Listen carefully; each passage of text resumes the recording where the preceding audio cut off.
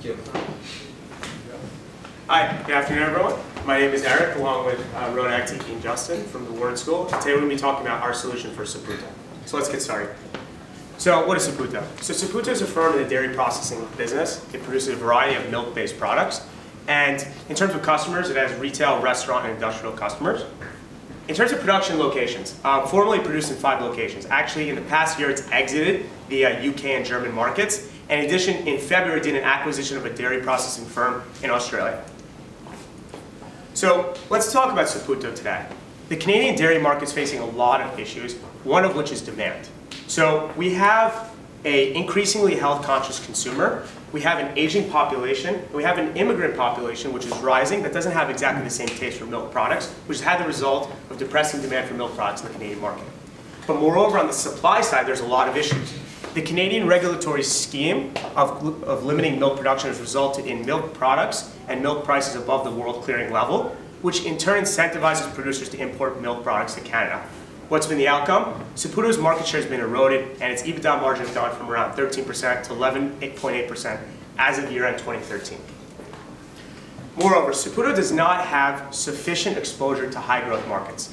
As you can see from this graph on my left, Saputo sources around 90% of its revenue from the USA and Canada, which are around sub 3–4% kind of growth markets.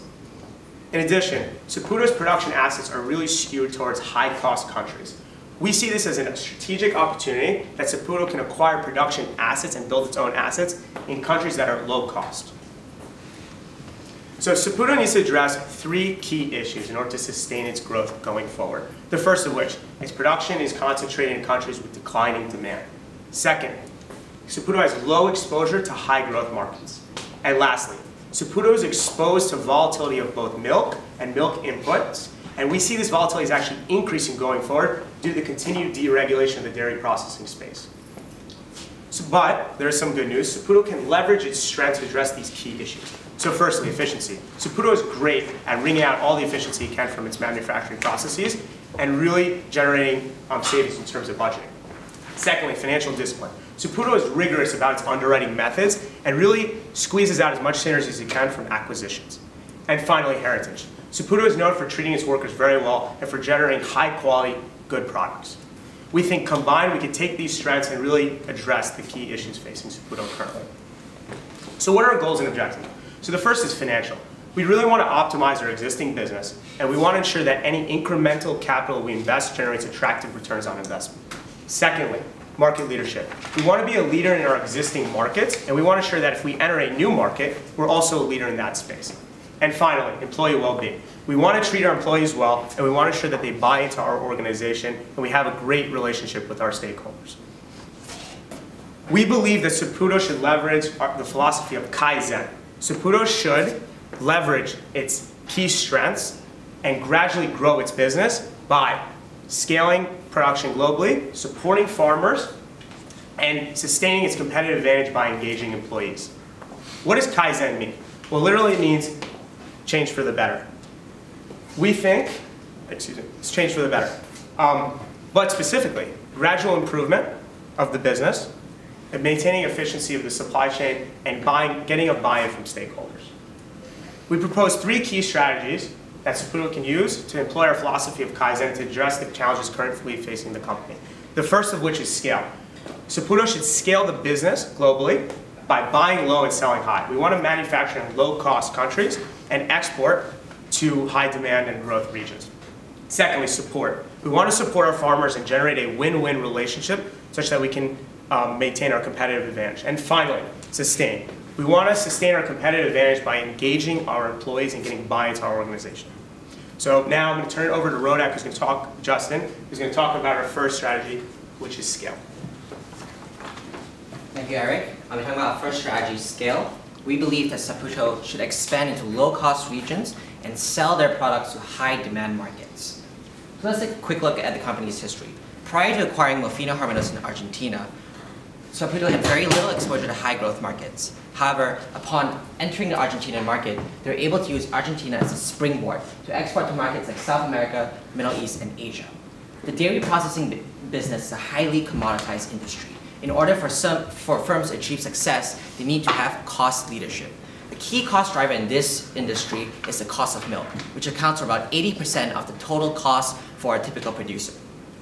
So we believe that Saputo needs to produce in low-cost areas and sell to high-growth markets. This will effectively allow Saputo to buy low and sell high and maintain an effective cost leadership position. Saputo's CEO believes there are only a handful of markets that have the excess capacity needed in order to expand capacity. Let's further narrow down this list. The US. Saputo currently derives about 42% of its revenues in the US. However, most of this demand is coming from the domestic market, and the US is not a good place for exports. Secondly, the EU. Saputo recently exited the European markets just this past year. They were unable to achieve necessary scale and mass in order to be successful and profitable. Thirdly, New Zealand.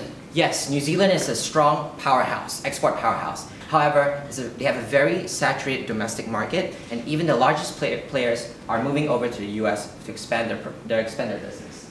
We've identified Peru and Argentina as high-growth, low-cost, attractive markets that Saputo should consider. To further evaluate our options, as you can see in the top across the slide, we determined 4 key criteria. Australia and Brazil have extremely high cost of milk, and we eliminated these 2 options. This leaves us with Peru and Argentina. However, if you look at the second column, the Peruvian market is extremely small, and as we learned from Saputo's recent exit in the European market, scale and critical mass is very important in order to be profitable. This leaves us with just Argentina. Let's take a closer look at Argentina. We believe Argentina will afford Saputo 2 key cost advantages. First, as I mentioned, low-cost milk. And secondly, a very favorable geographic layout. Most of the dairy farms in Argentina are clustered around a very tight, packed region. This helps lower transportation costs and lower input costs for Saputo. Combined, this will allow Saputo to maintain an effective cost leadership position moving forward. Argentina can also help Saputo serve as an effective springboard to export to high-growth markets. Production capacity in Argentina greatly exceeds their domestic needs. This excess capacity can be used for exports. Secondly, diversification. Saputo places strong emphasis on diversifying their revenues across different end markets. Argentina will afford Saputo the reach that they need to export to high-growth markets like China, Russia, and Brazil. Since our entry into the Argentinian market in 2003, the Argentinian changes in government policy as well as foreign direct investment has made the Argentinian market even more of a strong export powerhouse. So we believe that by looking at Saputo's history, they have the core strengths and competencies needed in order to capitalize on opportunities in the Argentinian market. In Canada, Saputo was founded by immigrants and started as a tiny company. However, through a gradual rollout strategy, they were able to achieve necessary economies of scale to now become one of the most dominant players in the market. In the US, Saputo started with just 1% of the market in 1988, but now they're one of the top 3 players. Looking at their past, we believe they can leverage these strengths coupled with the favorable conditions in Argentina and execute a gradual roll-up strategy to continue growing their market share. This fits squarely within our practice of Kaizen.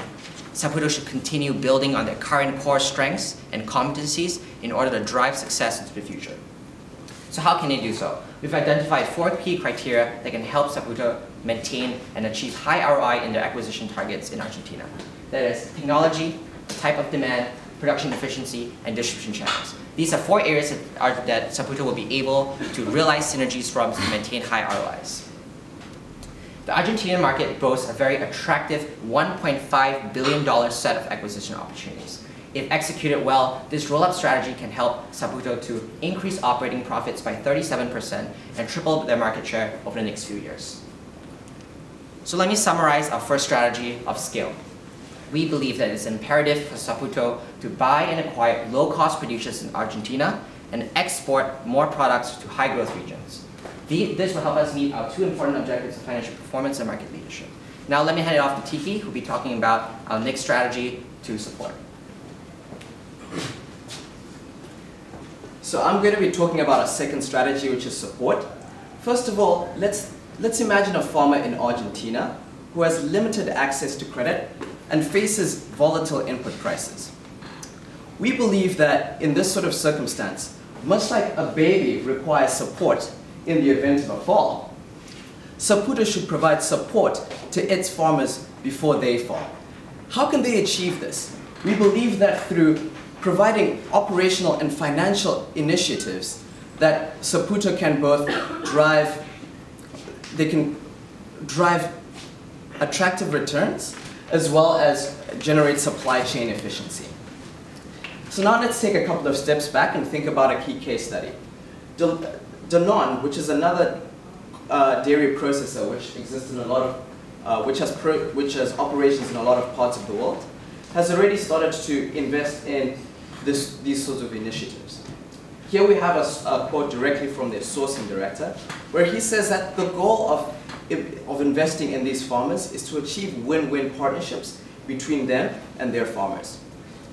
And what specific initiatives have they set up? They've set up specific financial and operational initiatives, which constitute the extension of credit to farmers to allow them to invest in capital investments such as the purchasing of new farms, as well as more operational incentives such as the tracing of milk supply and the standardization of this milk so that only the highest quality of milk is delivered to their farms worldwide.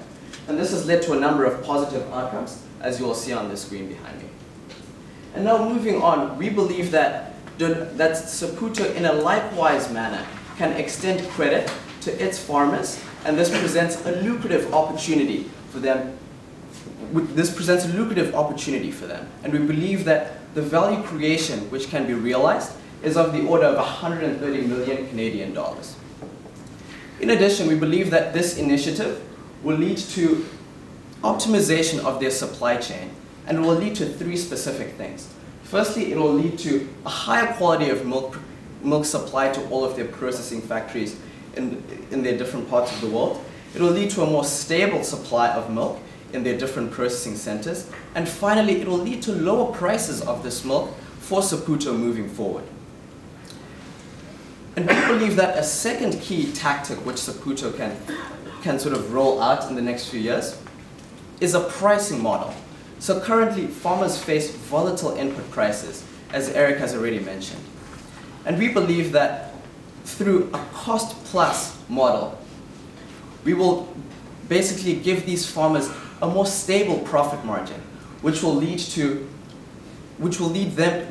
basically protect these farmers against market volatility, and it will essentially transfer this input price volatility from the farmers over to Saputo.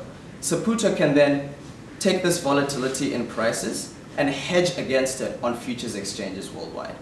We believe that through the constant margins for both Saputo as well as its farmers, that there can be increased visibility for both these farmers as well as Saputo, which will allow both parties to invest for the long term. This is in line with our overall philosophy of Kaizen, because there is a commitment from both parties moving forward. And we believe that it is, in order to scale this business, it is essential to basically optimize our supply chain moving forward. And moving on to our financial scorecard, we believe that the support strategy scores well according to the financial performance as well as the market leadership metrics. Now I'm going to pass it on to Ronak, who's going to talk about our sustain strategy. Thank you so much, Tiki. So Tiki just talked about the second part of our Kaizen philosophy, which is to support farmers by extending them credit and pushing out operational initiatives. I'll be talking about our third strategy, which is to sustain. So let's take a look at some of the quotes that Saputo's management has said. The underlying theme here is that their most important asset are its people and its talent base. And any strategy going forward must protect this competitive advantage, and that's really what we seek to do in our sustain strategy. How do we do this? By engagement. Improving engagement across the organizational structure. There are 4 key benefits of increasing engagement. The first benefit is improving communication. The second is improved productivity. The third benefit of rolling out engagement is improving employee retention and lowering churn. And the fourth benefit is increasing innovation across the organization. So this figure behind me visualizes the different areas that Saputo can address in order to increase its employee engagement. On the x-axis, you'll see the importance for engagement for each of these areas. And then on the y-axis is Saputo's current success in implementing and addressing these areas. Now we take these 5 areas on the next slide and we formulated specific tactics that Saputo can implement in order to address these areas. The first tactic is rotation programs and cross-training exercises. The second is performance-based compensation. The third is non-financial award programs. And the last is 360 feedback sessions. Now for the scope of this presentation, we will focus on the first 2 tactics, as we believe these are the most effective at improving and boosting our employee engagement. Before we dive into the rotational program, we need to understand what are the differences in the production facilities and really the know-how and talent pools in each of the geographies in which Saputo does business. The Canadian market is time-tested, it's a mature market. The US market has a breadth of different products that Saputo has acquired by rolling up different players in this area. And the Argentinian market is really Saputo's powerhouse for exports. So as you can see, the knowledge and the talent base needed to succeed in each of these markets is very different. And we believe that implementing rotation programs and really transferring the knowledge between these geographies helps sustain Saputo's competitive advantage and really having the best skill sets present at each production geography. Our second tactic that we discussed is increasing stock-based compensation at Saputo.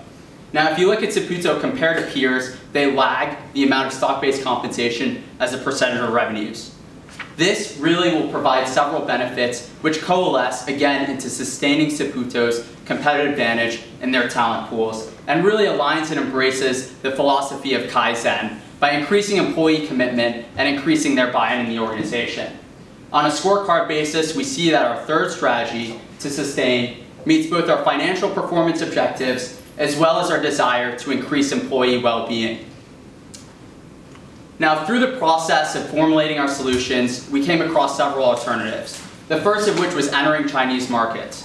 We believe that this is very imprudent, and Saputo's CEO supports this, as Chinese is a net importer of dairy, and they don't have excess production capacity in order to support new entrants. Similarly, entering New Zealand is imprudent because it's a very competitive market, and as previously mentioned, the largest players from New Zealand are actually moving away from New Zealand and diversifying into the US. Niche product opportunities, while profitable, will really detract management's attention from the core business and not allow us to be the market leader in the products that which we already offer. The fourth alternative we consider is eliminating profit centers. And this will lead to a change in our culture of accountability, and ultimately it may cause profit erosion, which we don't want. So these are the alternatives that we believe were infeasible. Now this slide visualizes these 4 alternatives across our different goals and objectives. And now moving on to our risk slide, we believe that there are risks in place, but that there are clear mitigants in place to address these risks. Geopolitical turmoil in Argentina will be addressed by an improving political situation. And remember, Argentina is still one of the world's lowest cost producers, and even some risk we think is palatable. In Canada, the lowering of tariffs is certainly a possibility, but our strategy 1 diversifies our revenue away from this mature market, and we're also one of the most efficient producers in Canada with one of the highest return on investments. Our the third risk that we believe might exist is farmers unwilling to take on credit, and we believe that Dannon serves a clear precedent of success in really implementing this tactic. Now this slide visualizes our profit, and you can see that we can achieve a 39% increase in profit over the next 3 years by implementing our strategies. This slide is our timeline slide, and it details how we plan to roll out these implementations, and we believe that it's extremely realistic and gradual in order to really achieve this Kaizen philosophy. So let's talk about the journey that brought us here. The first strategy that we propose is scale, expanding our global presence by leveraging Argentina as a launch pad. That met 2 of our goals and objectives. The second is support, providing farmers with credit and operational know-how. This again meets 2 of our goals and objectives. And our last is to sustain, to really protect our competitive advantage, which is our employee talent base, and that meets both our financial performance goal as well as our desire to improve employee well-being. To summarize, we believe that our 3 strategies, which are the 3 pillars of Kaizen, really help Saputo to leverage its strengths and its past successful track record in order to grow sustainably in the future and hit all 3 of the goals and objectives that we've outlined. Thank you very much for your time and attention, and we now open up to questions.